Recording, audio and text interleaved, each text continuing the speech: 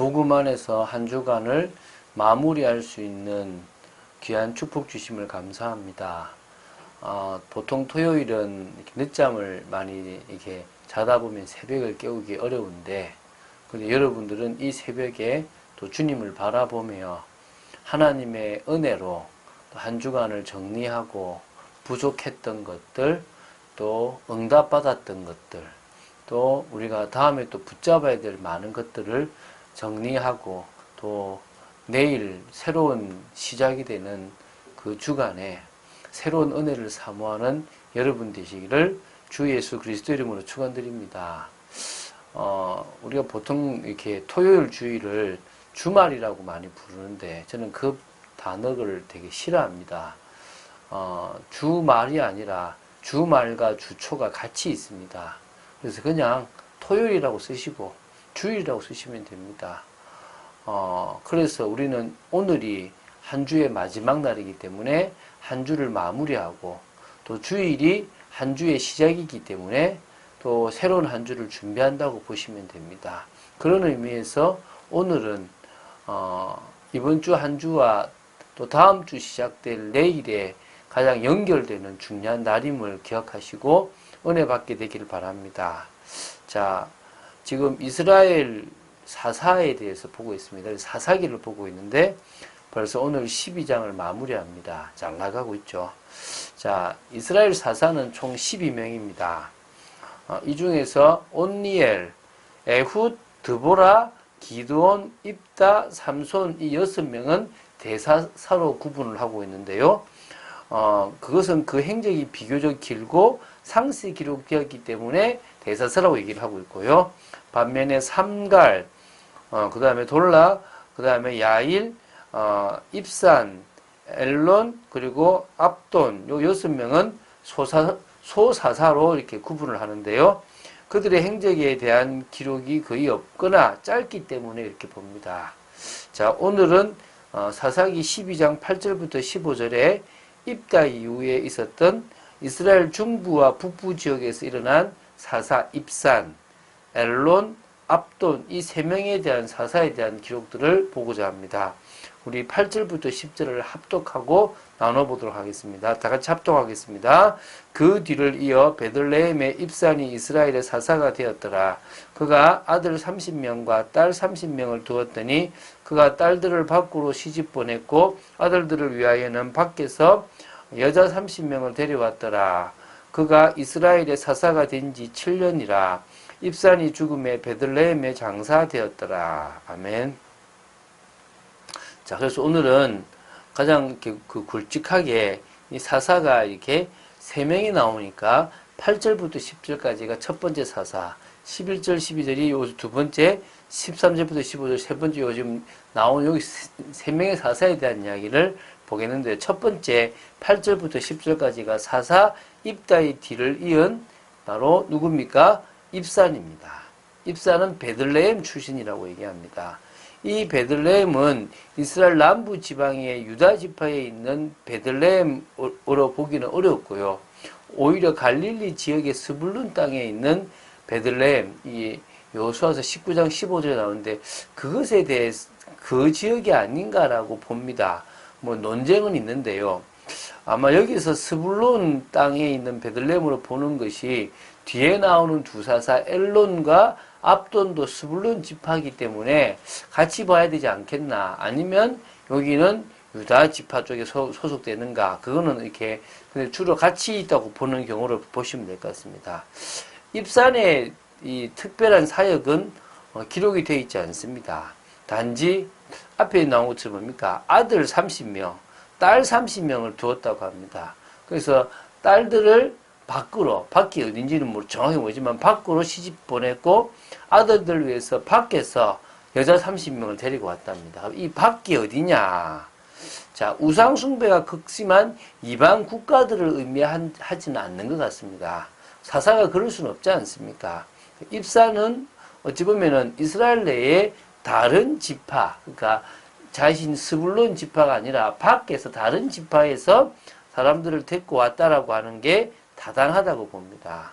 그 당시 그럴 수 있었다는 것은 이렇게 지파 중심의 공동체를 생각해 볼 때 이제 조금 뭡니까? 신뢰관계가 서로 회복되었다는 것을 의미하는 것도 있고요. 12지파가 한 형제라는 이 공동체성을 확인하는 결과를 가지는 부분에서는 참 좋고 평화롭다라고 보시면 되겠습니다. 입사는 요 기간 동안에 7년 동안을 사사로 있고 죽었고 베들레헴에서 장사되었다고 기록이 되어 있습니다. 자, 두 번째 나오는 게 누구냐면 엘론입니다. 엘론. 그런데 그 스불론 사람 엘론이라고 나옵니다. 여기서 스불론이라는 것은 뭐 지금 계속 나오고 있는데 이스라엘 북쪽, 갈릴리 호수 서쪽, 그리고 기손 시내와 이스라엘 골짜기 유역을 기업으로 받은 지파라고 보시면 됩니다. 이게 여호수아 19장 10절부터 16절에 이 스불론 지파에 대해서 나오는데요.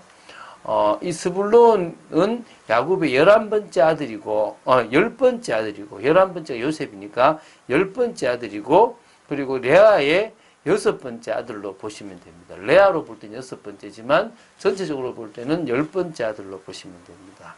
엘론이란 말은 상수리 나무라는 의미입니다. 그렇다면 이게 본명이기보다는 별명으로 여겨집니다. 왜냐하면 상수리 나무를 이름으로 짓지는 않았을 거니까 그걸 고르는 의미가 있는 것 같고요. 10년 동안 사사로 있었다라고 나오고요. 이스라엘을 다스렸고요. 스불론은 죽어서 스불론 땅 아얄론에 장사되었는데 이것은 중부 지역에 있는 아얄론 골짜기하고는 다른 스불론에 있는 아얄론으로 보고 있습니다. 뭐 그냥 안 중요합니다. 몰라도 되는 내용들이 많습니다.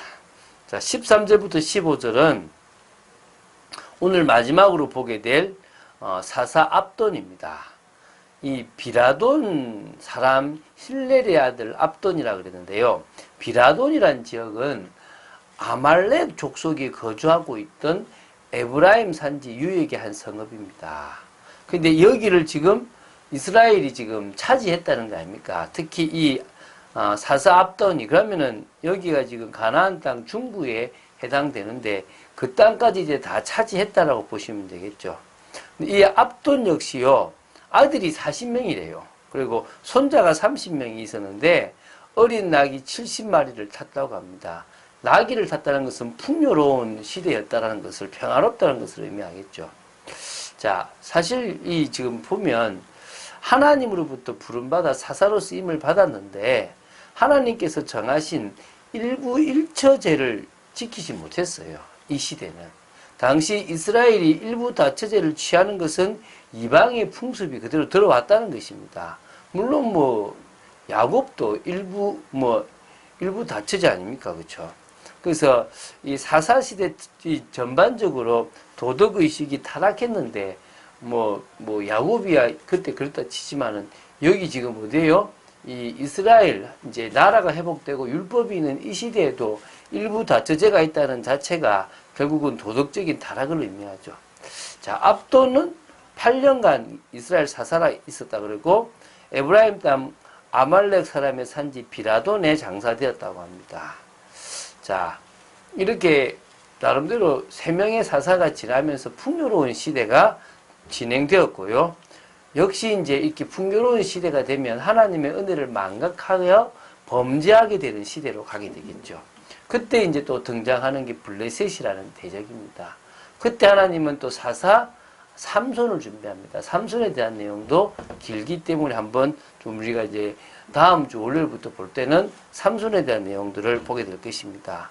자, 우리는요, 우리의 삶이 평안하고 좋을 때, 또 우리가 잘 응답받고 있을 때 신앙이 더욱 뜨거워야 될 줄로 믿습니다.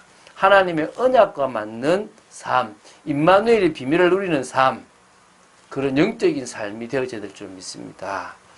자, 그럴 때 우리는요, 증거 있는 삶, 다른 사람들에게 복음을 전하는 전도 관례가 분명한 삶을 살아갈 수 있을 줄로 믿습니다. 기도부터 시작하시기 바랍니다.